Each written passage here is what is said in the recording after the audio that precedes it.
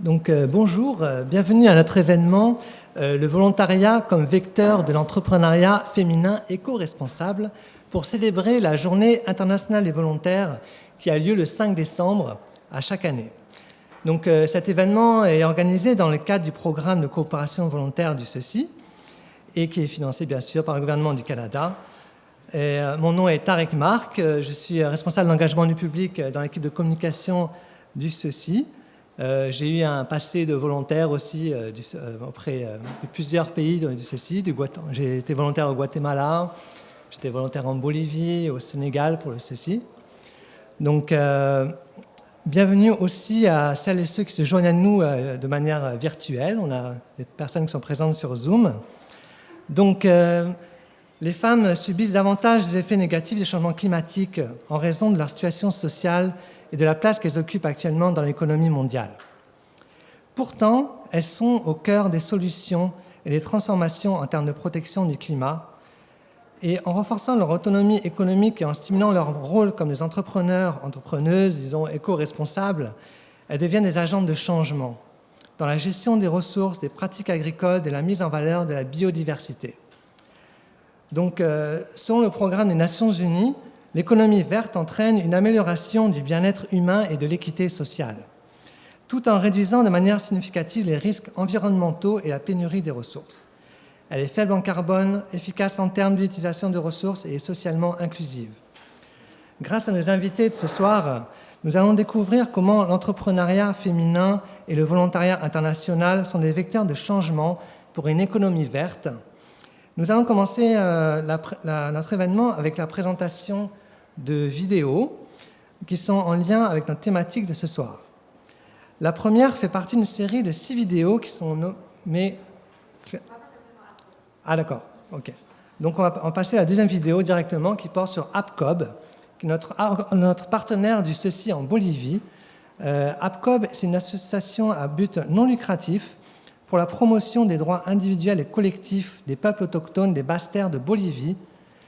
Et on a la chance de compter dans ce panel sur la présence d'une volontaire qui a réalisé un mandat en collaboration avec ce partenaire.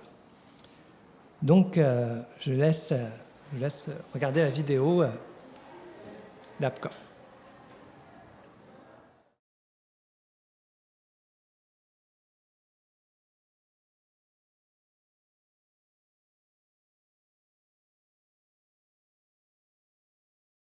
Veremos más de cerca cómo la mujer logra integrarse de manera activa al sistema productivo de su comunidad, mediante proyectos del CECI, organizaciones socias y sus voluntarios.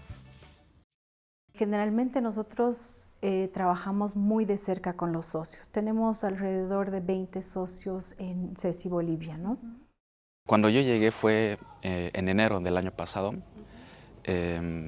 Y era época de la lluvia, entonces estaba el proyecto para reforestar, ¿no?, el daño que se hizo con los incendios. Y entonces hay una buena conexión. Mi trabajo es apoyar a estos nuevos emprendimientos de mujeres indígenas de las comunidades. Gracias a la entrevista y la visita, bienvenido a mi pueblo. Bueno, mi nombre es Pedro Pintos Pepí. Yo conocí a APCO en el año 1985. Bueno, aquí nosotros en la comunidad también tenemos un huerto que es un huerto hidropónico. Hemos hecho la intención de nosotros primero lo producimos en tierra y luego a los 15 días ya nosotros lo mudamos aquí en la esponjita. Lo mudamos ahí y luego ya lo colocamos donde está en la cañería ya. Entonces, como esto todo funciona agua, entonces ya está, digamos, ahí ya. Hace ahora casi 7 meses que estoy aquí en Bolivia trabajando con el CECI. Al principio he llegado y estaba trabajando desde La Paz y luego hace 2 meses he empezado a trabajar con nuestro socio APCOB aquí en La Chiquitanía. Y con APCOP estoy trabajando sobre dos temas, intenciones de mujeres que trabajan con los productos no maderables, entonces asociaciones de mujeres que hacen diferentes productos naturales a base de miel, de aceite también, de cusi, de copaibo. Pero ahora por lo menos las autoridades ya coordinan con nosotros, por ejemplo, si hay una actividad provincial, ya consultan con nuestra dirigencia. En la comunidad de Santa Mónica, el laboratorio de champú de Copaibo. En Río Blanco, otro laboratorio. Entonces, no es que yo, por haber venido aquí a apoyar a las señoras y darles las enseñanzas para que puedan manejar contabilidad, ese es el trabajo que sé, sino es todo en el conjunto de que yo antes, sin saber nada, ahora realmente me siento como parte de aquí por todo lo que aprendí, más que todo con la naturaleza, con la gente. Agradecemos la labor que desarrollan los voluntarios mediante sus instancias para contribuir al proceso de integración que permite a comunidades enteras ser parte de un ambiente más propicio para su desarrollo, estableciendo prácticas amigables con el entorno.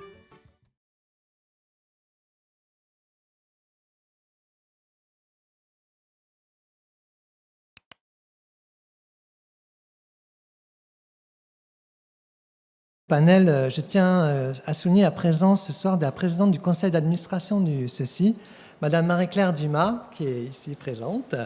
Et donc, Madame Dumas est une personne clé au CECI. Elle est très impliquée dans nos activités et particulièrement motivée pour les activités du CECI, qui mettent les femmes au cœur de nos actions. Donc, on voudrait vous remercier beaucoup, Madame Dumas, aujourd'hui. Donc, je présente aussi une jeune femme artiste qui va toucher notre cœur avec des mots, qui s'appelle Sarah Riladji. Elle est artiste de la parole et médiatrice culturelle. Sarah offre des ateliers d'expression dans les écoles, des centres jeunesse, des organismes communautaires. Et par l'écriture, elle va permettre aux personnes qui participent de découvrir la poésie qui les habite. Elle crée, coordonne et anime des projets en médiation culturelle, collabore sur de nombreux projets littéraires locaux ainsi qu'à l'étranger avec plusieurs organismes culturels. Elle est à l'origine des soirées slam et poésie à Montréal. Et Sarah va préparer un beau texte avec un slam à présenter après le panel. Donc, merci beaucoup, Sarah. Donc, je vais maintenant présenter nos panélistes de ce soir avant de leur donner la parole. Alors, nous avons Lydia Byron, que vous avez vue sur la vidéo, et qui a été conseillère en gestion et innovation avec notre partenaire APCOB. Elle a appuyé le renforcement de compétences organisationnelles et techniques de différentes associations de femmes entrepreneurs qui utilisent les ressources naturelles et la forêt, telles que le miel d'abeilles natives et l'huile essentielle de plantes et d'arbres locaux pour la confection de produits naturels. Cette initiative contribue à contrer la déforestation dans la région, à donner une voix aux femmes au sein de la communauté et à prendre part à une source de travail génératrice de revenus pour leurs familles. Elle travaille actuellement chez Brio Boutique de Management comme conseillère principale en stratégie et transformation organisationnelle. Nous avons également Sylviane Pilote, qui est anthropologue et qui occupe des postes de gestionnaire de direction générale d'entreprises d'économie sociale comme l'entrepreneuriat collectif et féminin, des OBNL et des coopératives depuis plus de 20 ans. Elle est conseillère en planification stratégique et en économie sociale au Bénin avec un mandat sur place de 2 mois et par la suite avec un mandat à distance de 4 mois avec notre partenaire qui s'appelle le CREDEL, qui est le Centre de recherche et d'expertise pour le développement local à Cotonou. Donc Sylviane est actuellement volontaire virtuelle. D'accord ? Voilà. En fait, c'est pas moi, c'est un clone. Donc voilà, elle effectue avec l'équipe les suivis de planification stratégique et de mise en place de projets d'économie sociale sur le territoire béninois. Nous avons aussi Éléonore Durocher-Bergeron, qui est récemment arrivée au CECI, mais comme tout le monde dit, on dirait qu'Éléonore est arrivée il y a 6 mois ou 1 an, parce qu'elle est très impliquée. Alors, Éléonore est au sein du PCV responsable des partenariats, chargée de projet, avec plusieurs... Elle va se présenter son poste et, pour plus de précision. Mais voilà, donc Éléonore nous appuie au sein de l'équipe du programme de coopération volontaire. Elle est dans la relation partenariale et dans l'innovation, dans la mise en œuvre des programmes du PCV. Donc elle va nous donner un aperçu en particulier du projet Femmes Entrepreneurs Solidaires. Je ne vais pas en dire plus parce qu'elle va pouvoir le présenter en détail. Donc, sans trop attendre, je propose de commencer avec Sylviane. D'accord. Donc, Sylviane, vous avez une belle expérience dans le domaine de l'économie sociale. Est-ce que vous pourrez nous dire en quelques mots quels sont les avantages de bâtir des entreprises d'économie sociale pour les femmes au Bénin? Mais d'abord, bonjour tout le monde, ça me fait vraiment plaisir d'être ici. Je suis vraiment honorée et merci au CECI pour l'invitation. En quelques mots, ça va être très difficile, mais je vais quand même essayer de nommer les avantages et en quoi l'économie sociale au Bénin peut améliorer l'accès financier aux femmes, l'autonomie financière aux femmes notamment. Donc, l'économie sociale et solidaire, pour moi, c'est un modèle d'entreprise, d'entrepreneuriat dans lequel je baigne depuis fort longtemps. Pour moi, ça a toujours été vraiment une forme entrepreneuriale qui est l'avenir, en fait, de notre monde, versus l'entreprise privée. C'est vraiment quelque chose qui est vraiment important et qui, heureusement, prend de l'ampleur un peu partout dans le monde. Je suis partie de mon expérience au Québec parce que, le Québec est évidemment une référence en termes d'économie sociale, a énormément d'infrastructures, est très bien organisé, les gouvernements sont impliqués, tant au niveau de l'accompagnement, du démarrage, du pré-démarrage auprès des entrepreneurs, tant aussi en termes de financement. Donc voilà, je pourrais vous parler un peu plus de l'histoire de l'économie sociale lors de la soirée. Quand on parle d'économie sociale et solidaire, évidemment, d'emblée, les valeurs de l'économie sociale et solidaire font partie intégrante des valeurs de ces valeurs. Donc, on parle de l'autonomie financière des femmes, mais aussi de l'environnement. Donc, les valeurs environnementales font intégralement partie des valeurs de l'économie sociale. Les avantages de bâtir et de créer des entreprises ou des projets en économie sociale au Bénin pour les femmes sont quand même nombreux, mais je vais quand même en évoquer les plus importants. Ça va leur permettre un meilleur pouvoir d'achat et de négociation sur les marchés et un meilleur accès aux marchés. Le Bénin, comme plusieurs pays d'Afrique et autres pays dans le monde, détient une économie qui est informelle, qui est majoritairement tenue par les femmes. Cette économie-là, souvent, n'est pas structurée. Ça va être soit des femmes qui sont entrepreneurs autonomes, qui vont avoir leur petit stand de marché, de vente, etc.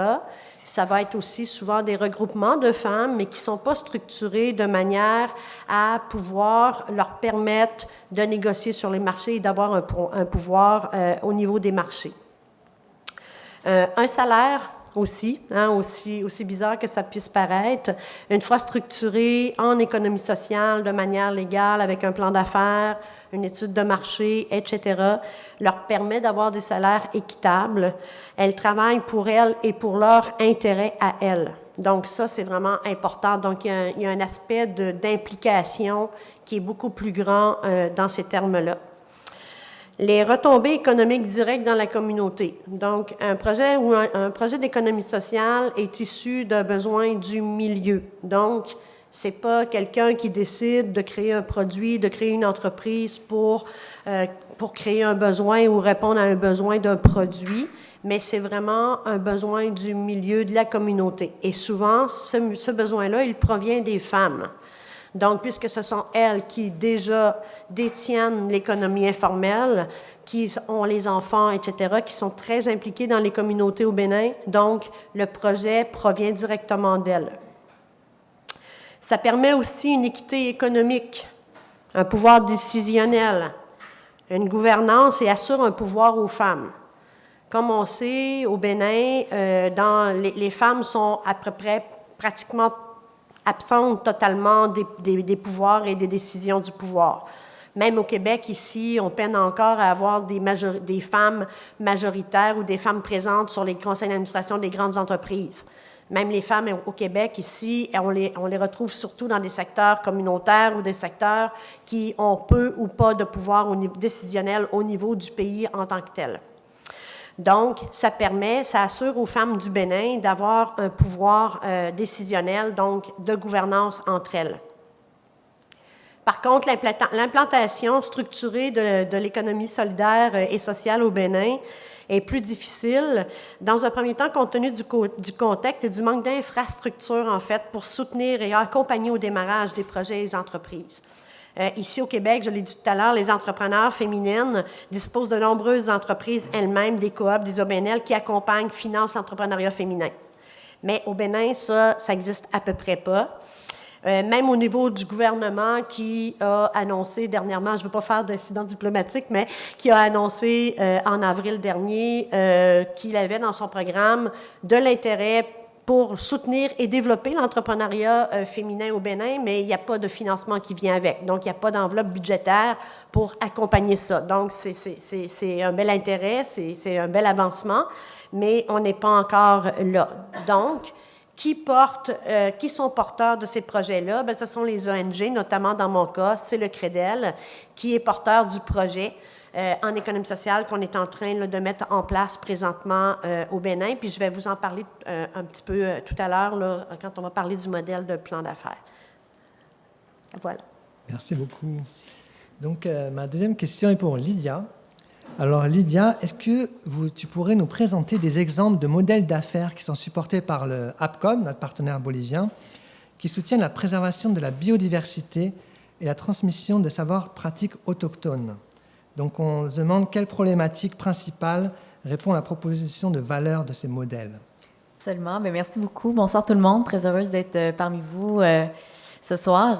Alors, de mon côté, j'ai eu l'occasion de partir finalement comme volontaire au cours de la dernière année là, travailler en Bolivie. Et j'ai eu la belle opportunité de collaborer avec notre partenaire APCOP. Donc, comme vous avez pu là, le voir là, dans la belle vidéo d'introduction, donc APCOP est vraiment un organisme qui travaille notamment là, au niveau de la défense et de la reconnaissance des droits des communautés autochtones et également là, en développement et protection du territoire, notamment dans la région de la Chiquitania où est-ce que j'ai été amenée à travailler là, dans le cadre de mon mandat. Et pendant ce mandat-là, en fait, finalement, j'ai eu l'occasion de venir collaborer sur l'une des initiatives qui touchait spécifiquement le développement des compétences entrepreneuriales des femmes dans la région de la Chiquitania, dans les différentes communautés. Concrètement, le projet accompagne, entre autres, là, une quinzaine d'organisations ou plutôt d'associations de femmes qui qui travaillent finalement à la fabrication de produits artisanaux et de produits naturels. Là. Donc, vous avez eu l'occasion de le voir, mais tout ce qui est lié, supposons, à la production de produits tels que des shampoings, des pommades, des onguents. Donc, on est vraiment dans la réalisation de ce type de produits-là qui sont issus, dans le fond, de l'extraction d'huile des plantes essentielles ou encore de miel d'abeilles natives. Donc, ce sont vraiment les matières premières qui sont utilisées. Et c'est super intéressant parce que, finalement, ces produits-là mettent vraiment de l'avant toutes les connaissances, puis le savoir-faire, disons, ancestral des communautés en lien avec la médecine traditionnelle.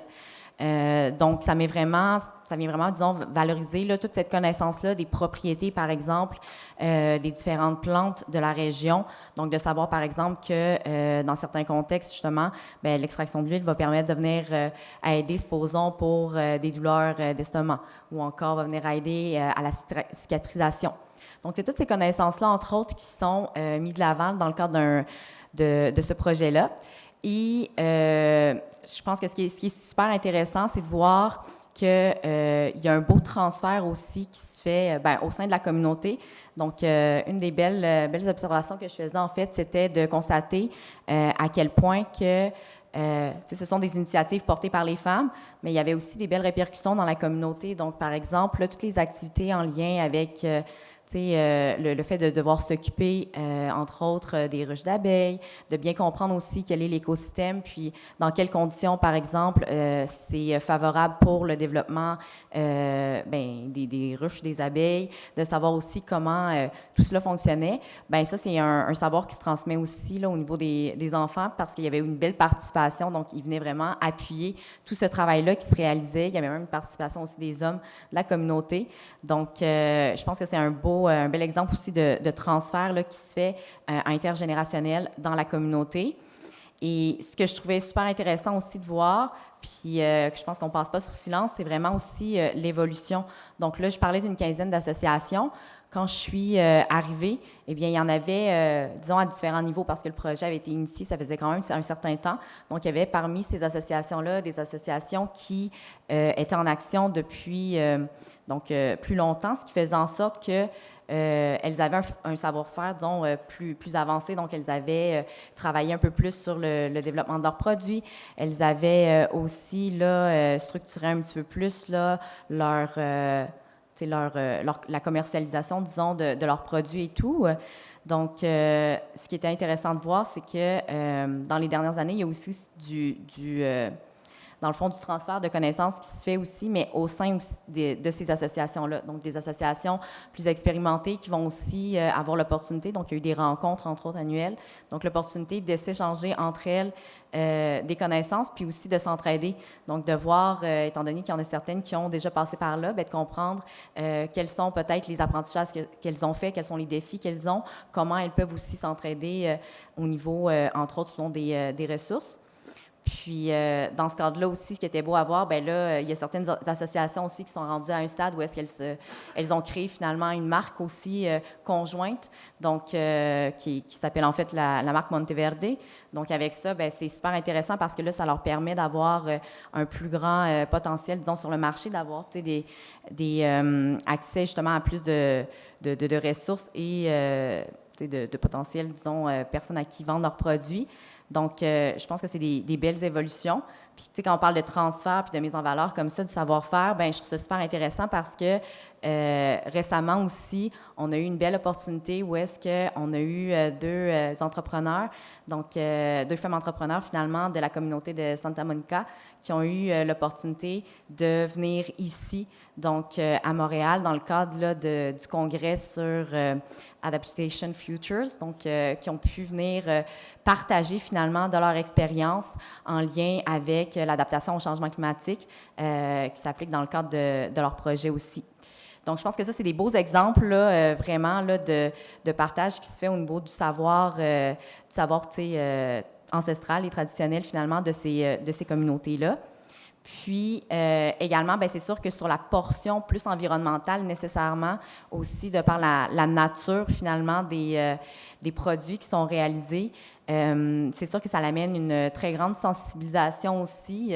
Puis, ça change un peu les mentalités. On s'entend que... bien, sur le territoire, en fait, il y a énormément quand même de coupe forestière qui se fait. Donc là, on est vraiment en train de réfléchir à d'autres types d'activités économiques, finalement, qui peuvent être réalisées, puis qui mettent davantage, disons, de l'avant bien, cette valorisation-là aussi de la biodiversité, puis cette protection-là aussi de l'environnement. Donc, voilà. Merci beaucoup, Lydia. Donc, oui, expérience très intéressante avec notre partenaire APCOP, comme elle a mentionné, qui a pu se rendre à Montréal en octobre dans le cadre d'une conférence sur les changements climatiques. Donc, on a été très contents de recevoir. On a cette possibilité de faire venir des partenaires du Sud aussi, qui viennent réaliser des mandats au Canada, qui viennent échanger avec des organisations partenaires. Et ça a été l'occasion aussi pour Lydia. On a aussi Sébastien, que vous avez vu sur la vidéo, qui est présent dans le public, qui a pu participer à des activités. On est très contents. Donc, je vais revenir vers Sylviane maintenant. Est-ce que tu pourrais nous présenter un exemple de modèle d'affaires en économie sociale qui soutient particulièrement l'aspect de durabilité environnementale et de résilience climatique dans le contexte béninois? Oui. Absolument. Alors, je vais vous parler du projet sur lequel je suis présentement en train de travailler avec mon ONG partenaire, donc le CREDEL, où on est en train de travailler sur la mise en place de 3 coopératives de travailleuses dans 3 communautés, donc dans 3 villages au nord du Bénin. Donc, c'est très intéressant. Tout à l'heure, j'ai oublié de mentionner aussi que lorsque je suis allée au Bénin comme conseillère en planification stratégique dans un premier temps, et j'ai travaillé avec l'équipe sur la planification stratégique de l'organisme là, pour les 5 prochaines années. Et lorsqu'on a commencé à travailler ensemble, c'est sûr que l'entrepreneuriat féminin et le genre étaient déjà transversal et vraiment très présent déjà dans l'organisation, donc dans l'intérêt de l'organisation. Mais on a parlé par la suite d'économie sociale et on a décidé de mettre dans la planification stratégique donc la réalisation de projets concrets en économie sociale là, au nord du Bénin. Alors, c'est un peu parti de là. Et lors de mon mandat, j'ai eu la chance de donner une petite formation en économie sociale, donc à Glasgow, devant une vingtaine de superviseurs de projets et de chefs projets sur le terrain, donc de CREDEL. Et suite à cette formation-là, je me suis dit, on va pas laisser ça là comme ça. Et j'ai demandé aux 20 personnes c'était majoritairement des femmes, c'est ça la beauté de la chose. Donc, je leur ai demandé de me proposer un projet en économie sociale qui serait réalisable dans leur communauté et qui aurait un impact vraiment important, tant au niveau des retombées sociales dans leur communauté, mais aussi en tenant compte des changements climatiques, etc. J'ai reçu 10 projets, donc c'était un peu un beau problème. Et j'ai travaillé avec l'équipe finalement pour étudier tous les projets. Et finalement, on en a retenu un seul projet qui a été initié donc par un groupe de femmes qui ont déposé le projet, qui ont monté leur petit plan d'affaires, leur budget, etc. Donc, qui se sont vraiment structurés et je les ai beaucoup accompagnés là-dedans avec l'équipe pour se structurer finalement dans le but de vraiment créer 3 coopératives de travailleuses au nord du Bénin, j'espère pouvoir aller sur le terrain dans quelques mois là, pour commencer à faire la mise en place de ces coopératives-là. Donc, le projet s'appelle « Automatisation et capacitation des femmes au travers des AGR », donc des activités génératrices de revenus, pour le bon fonctionnement des cantines scolaires dans les collines. Donc, le projet, il a des impacts à plusieurs niveaux. Notamment, il va appuyer l'autonomie financière des femmes de 3 villages, donc un village à Savé, à Savalou et à Dassa dans le nord du Bénin, via la mise en place et la gestion donc d'AGR basée sur la transformation du soja en fromage et la fabrication du savon. Donc, il y a là un savoir-faire qui était déjà là. Il y avait déjà dans ces 3 villages-là plusieurs femmes qui déjà faisaient la fabrication du savon, qui faisaient déjà la transformation du soja en fromage et qui en faisaient la vente, mais qui n'étaient pas du tout structurées, qui n'étaient pas, donc, elles y allaient vraiment de manière autonome. Donc, l'idée, ça avait vraiment de les rassembler et de créer des coopératives avec chacune de ces femmes-là. Donc, les défis environnementaux, je dirais, dans ce type de projet-là, a été un peu un casse-tête au niveau quand on a monté le budget. Donc, c'est l'accès à l'eau. Donc, ça prend beaucoup d'eau pour la fabrication de ces 2 produits-là. Et on a prévu donc de creuser 3 puits, en fait, un puits dans chacune des communautés pour pouvoir avoir l'eau suffisante. Et par le fait même, on s'est dit, pourquoi pas, en construisant ces puits-là pour permettre la fabrication de ces produits-là, pourquoi pas aussi, on ferait en sorte que les puits soient assez autosuffisants pour aussi fournir de l'eau en milieu scolaire aux élèves. Donc, on a inclus dans le projet ce souci-là. En fait, le plan d'affaires présentement, tout à l'heure, tu parlais là, de l'événement, le forum qui a lieu en environnement en octobre ici à Montréal. J'ai eu la chance, moi aussi, là, d'accueillir le directeur exécutif du CREDEL qui est venu, lui aussi, au forum. Et j'ai organisé une rencontre avec lui, avec les gens d'économie sociale ici à Montréal. Donc, notamment, on est allé passer l'avant-midi au chantier de l'économie sociale. On a rencontré les gens du risque, etc.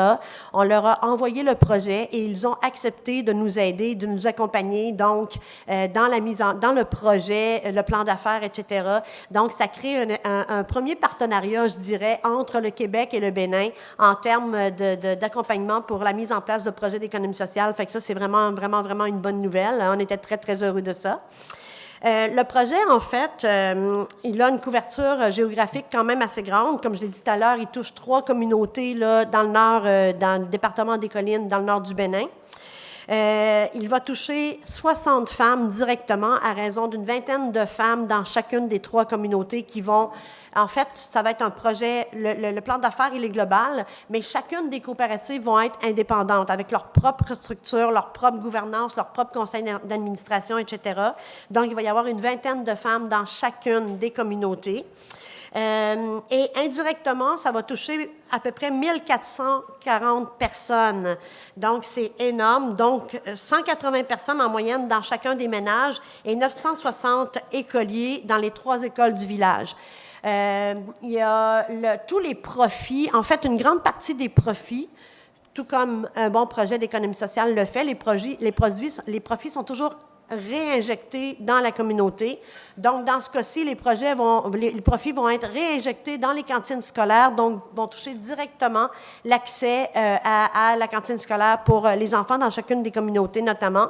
Et tous les surplus de fromage de soja qui vont être invendus, vont être automatiquement retournés en milieu scolaire pour les enfants.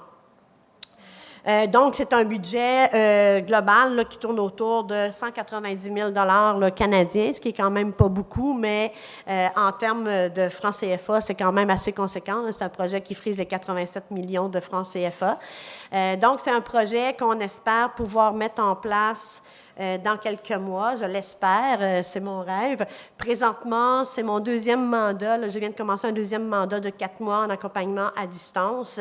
Et là, on travaille vraiment de manière avec la promoteur, avec les femmes, avec l'équipe du CREDEL. On travaille sur l'amélioration du plan d'affaires, les budgets, etc., pour arriver à avoir quelque chose de conséquent.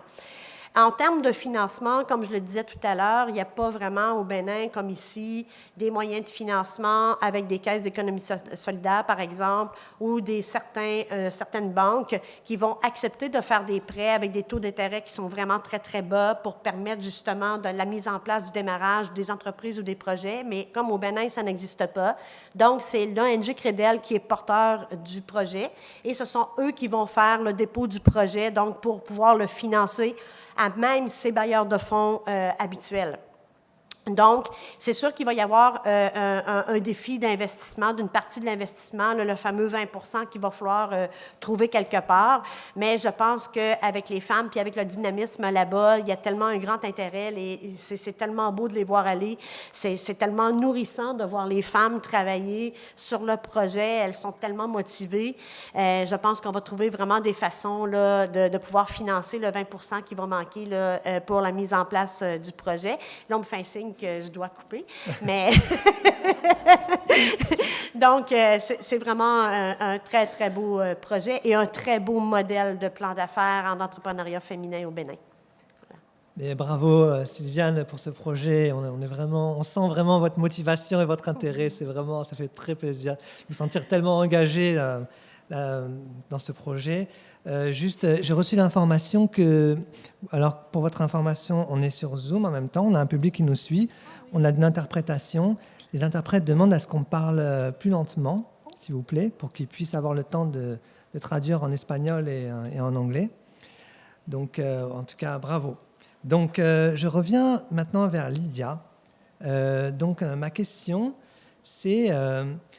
Comment le fait de côtoyer des entrepreneurs autochtones a-t-il changé ta vision du monde et ta pratique organisationnelle? Donc, de mon côté, en fait, je dirais que d'une part, pour moi, ça a vraiment été un privilège là, d'avoir l'occasion de me rendre en Bolivie, de pouvoir travailler avec les entrepreneurs, donc les femmes entrepreneurs de la région de la Chiquitania. Pour moi, c'était quand même une première, c'était une première expérience en tant que coopérante volontaire, donc un premier pas aussi dans tout cet univers-là. Puis vraiment, c'est vraiment venu me chercher, puis ça m'a marqué finalement, la force que je voyais à travers ces femmes-là de se lancer dans ce projet-là, au niveau des associations.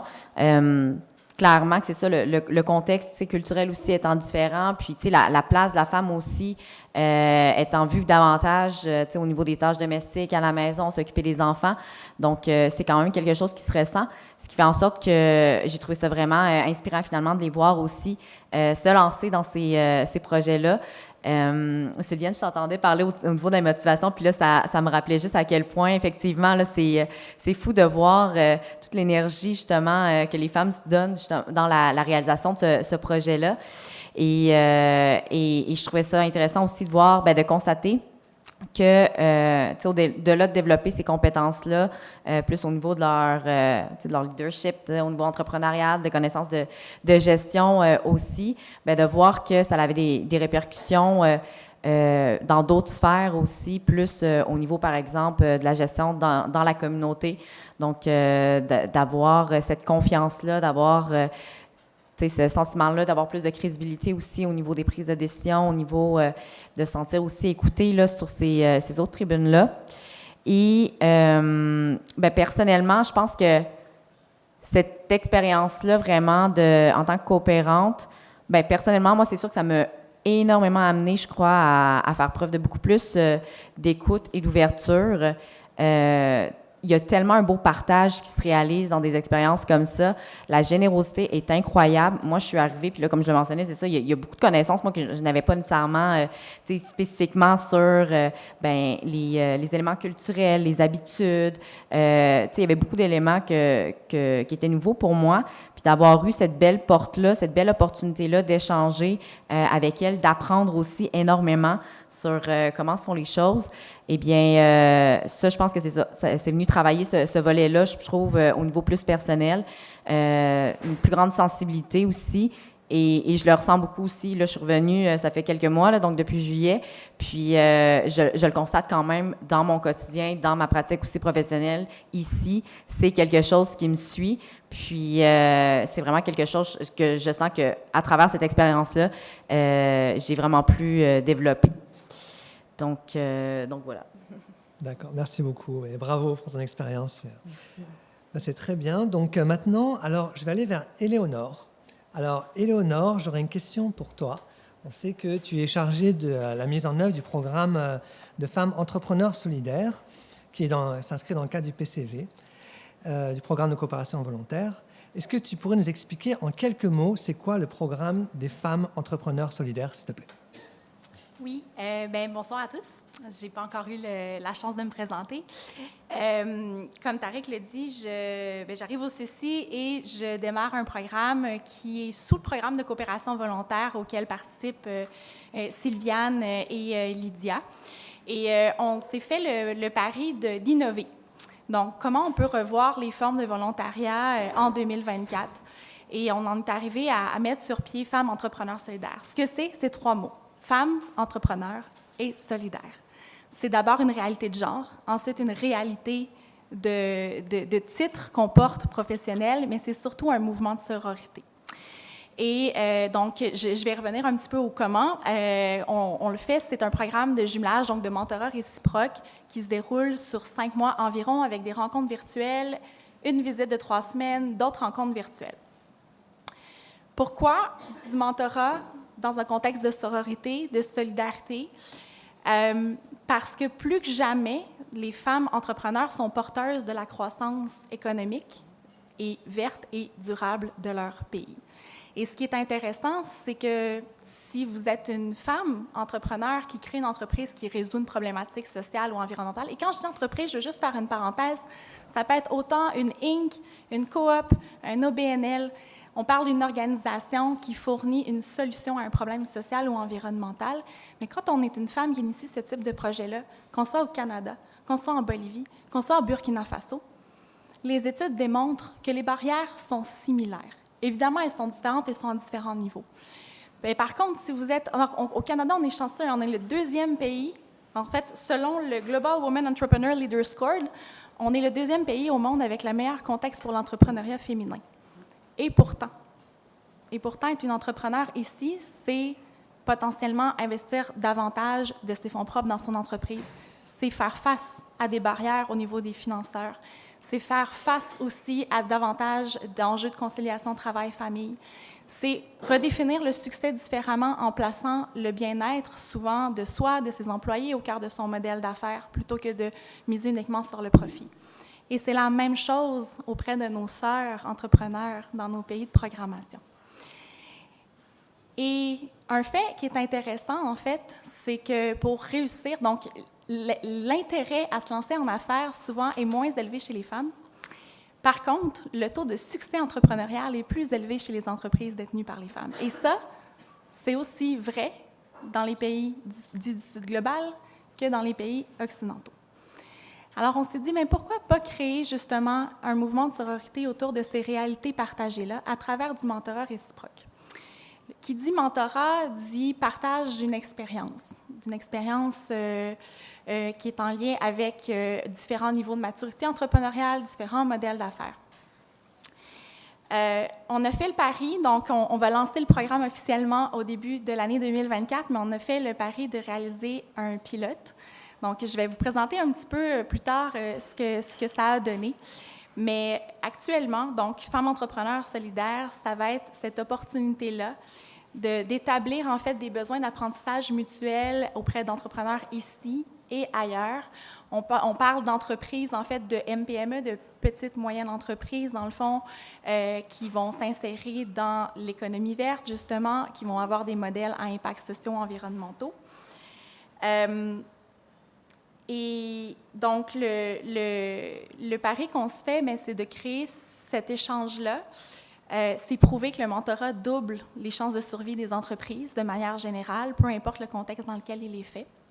Alors, on va favoriser des échanges, comme je disais, sur environ 5 mois avec des rencontres virtuelles et en présentiel qui vont autant viser le partage d'expériences en lien avec le leadership entrepreneurial des femmes, où les enjeux sont partagés. On parle autant de justement la capacité de négociation, de leadership, de réseautage, etc., que le modèle d'affaires. Donc, comment justement, à travers ces échanges-là, on peut améliorer les modèles d'affaires pour soutenir une croissance de l'entreprise.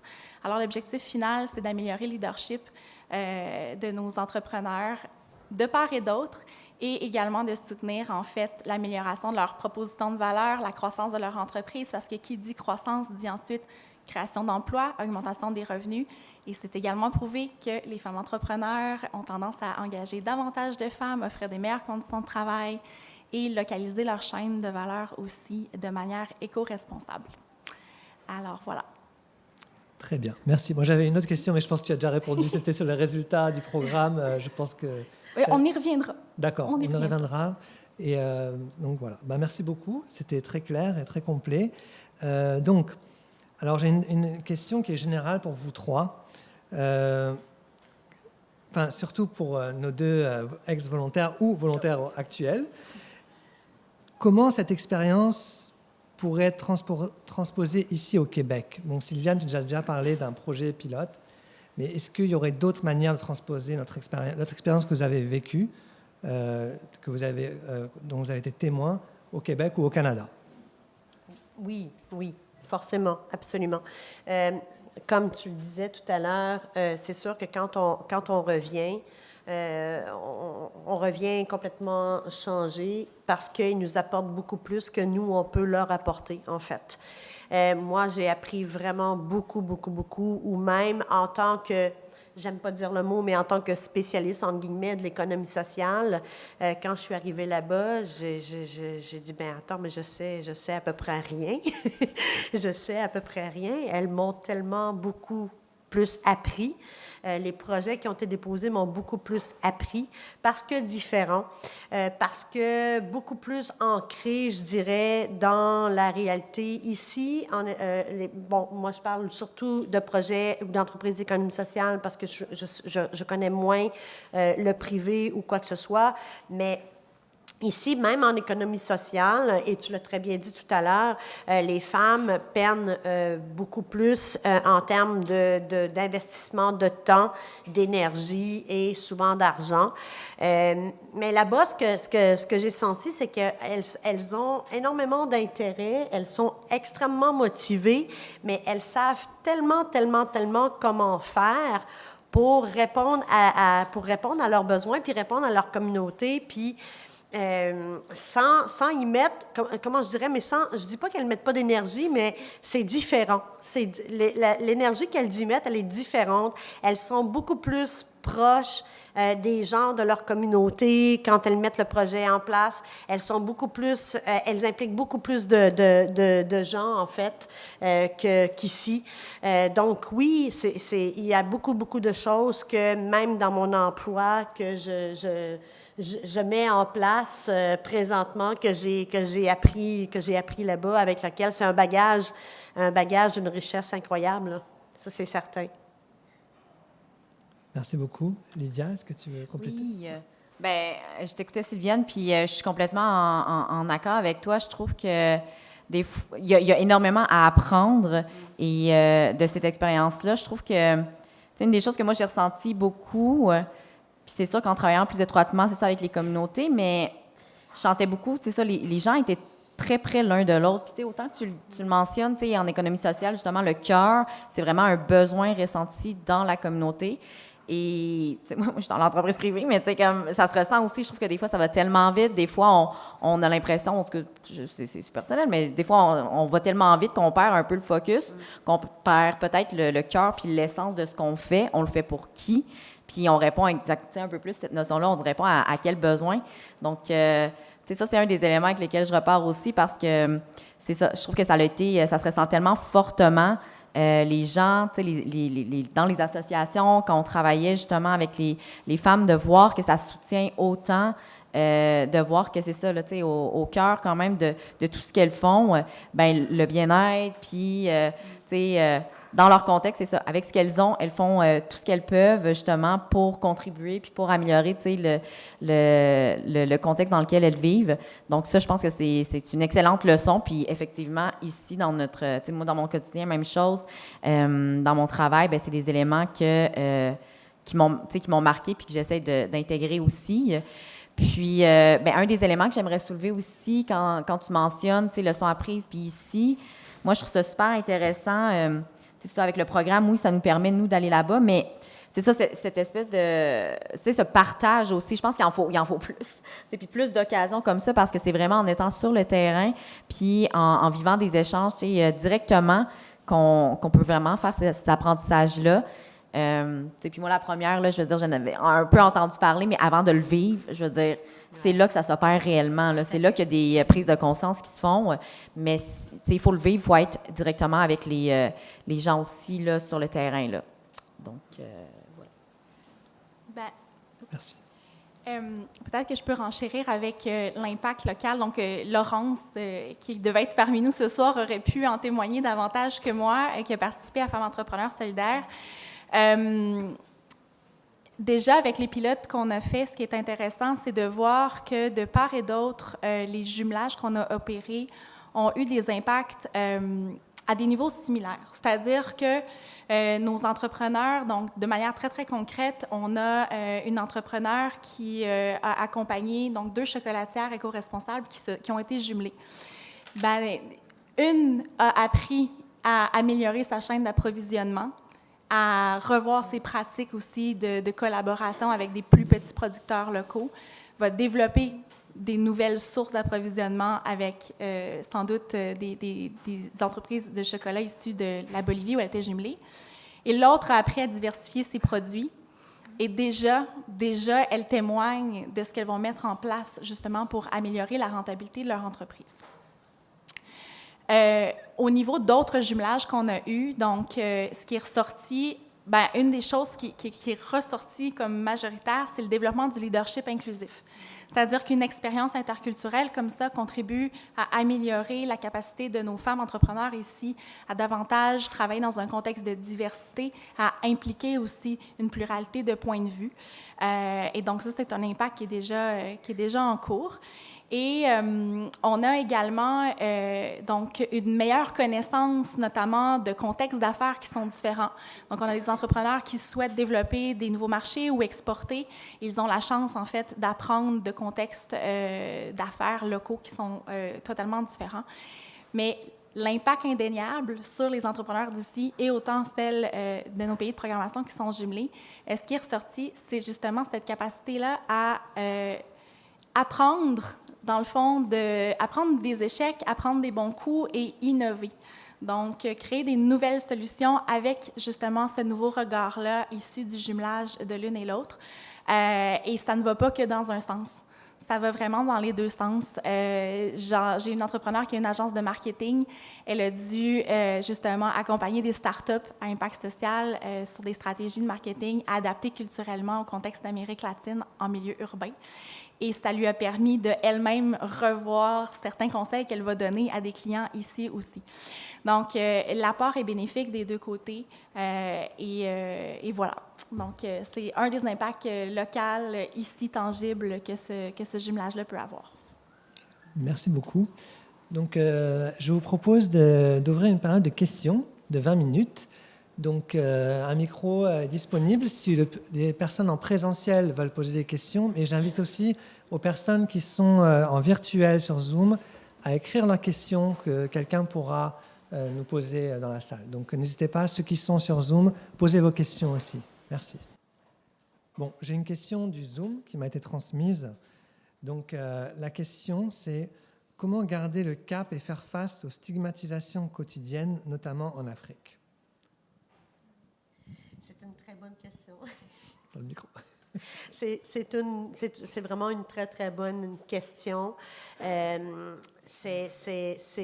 pense qu'il y a là, en tout cas, moi, de la manière dont je le gère, je me souviens mes premières rencontres, notamment avec les superviseurs de projet ou les chefs de projet.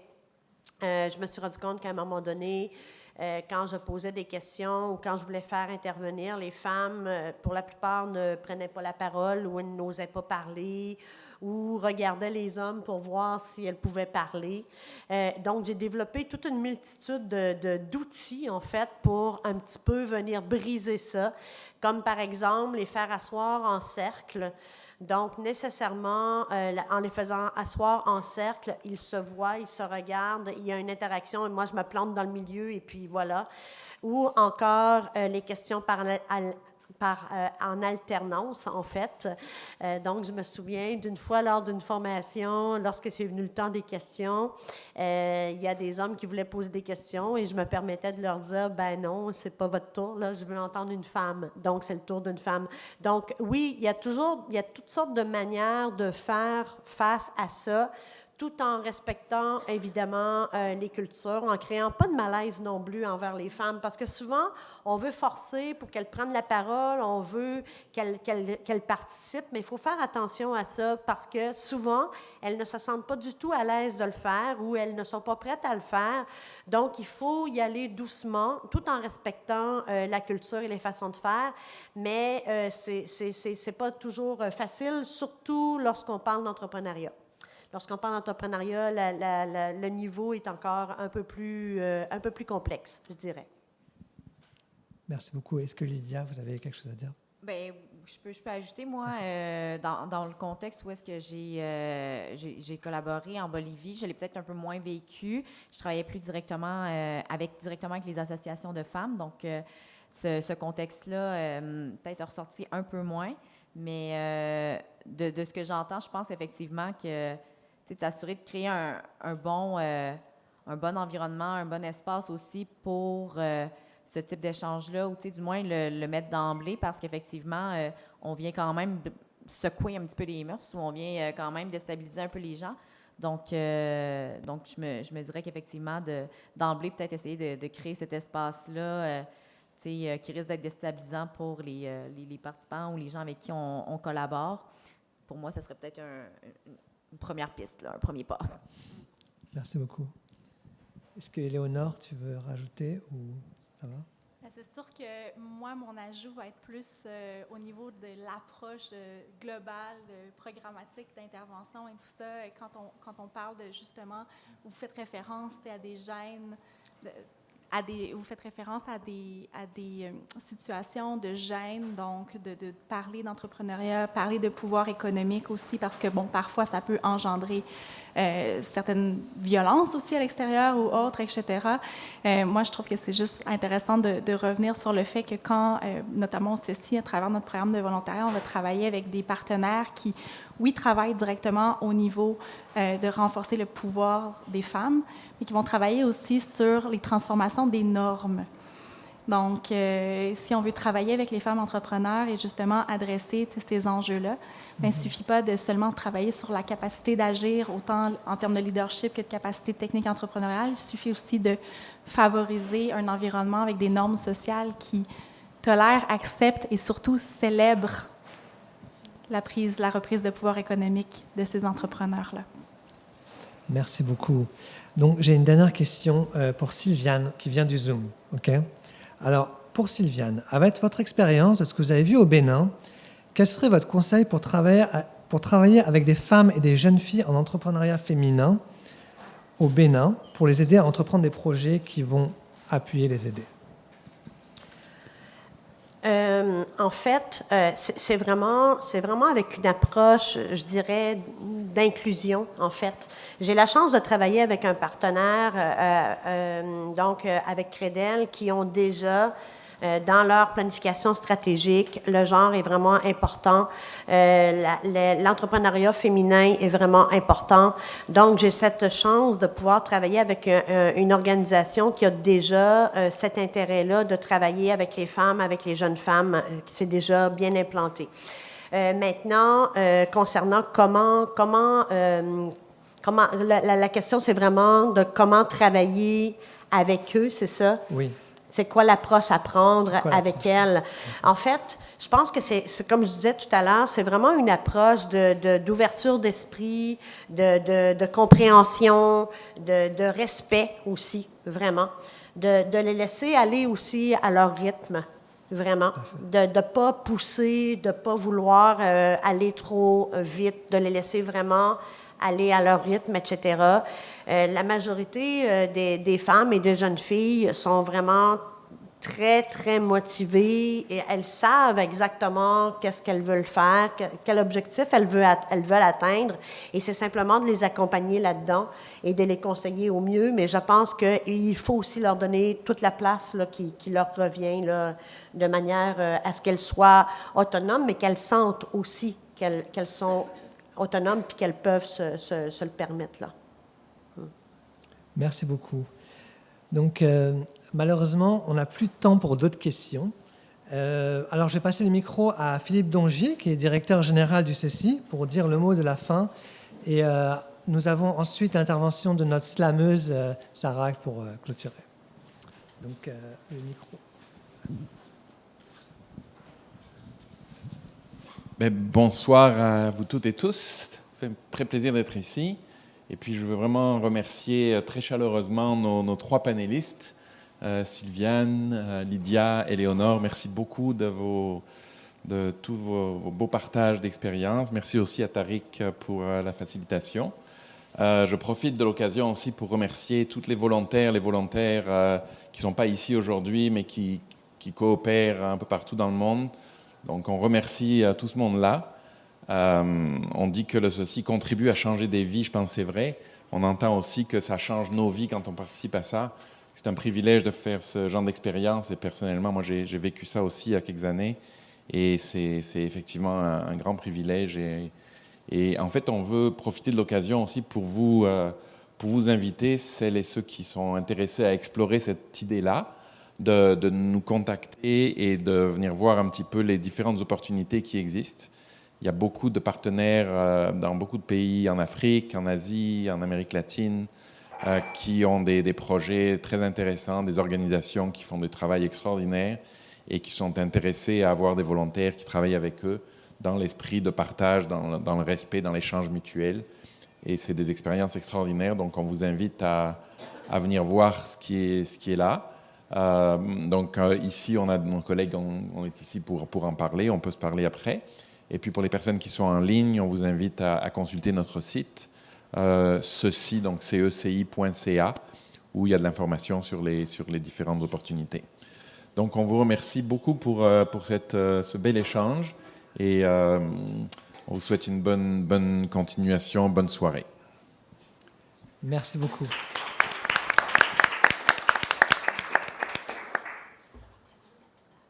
Alors donc, on a notre slameuse qui est en train de préparer le slam. Donc, c'est pas tout de suite, c'est ça? Donc, elle a besoin d'un peu de temps. Donc, pour préparer le slam, elle a besoin que des gens aillent la voir, elle va nous aider elle est en train de préparer quelque chose, une intervention. Donc, je vous invite, on va terminer notre panel en tant que tel. On va commencer le cocktail et après, on va revenir pour l'intervention de notre slameuse. Il y a des papiers à remplir sur chaque table pendant le cocktail, c'est ça? OK. Donc, voilà. Donc, on va terminer le panel en tant que tel, la présentation, mais on va passer au cocktail et il y aura une intervention de notre slameuse. Et un grand merci pour votre intervention. Donc, on vous invite à, bien sûr, on a un cocktail qui arrive avec des boissons, de la nourriture. Donc, restez avec nous. Notre slameuse va clôturer l'événement avec un très beau slam. Et donc, voilà. Et merci beaucoup pour...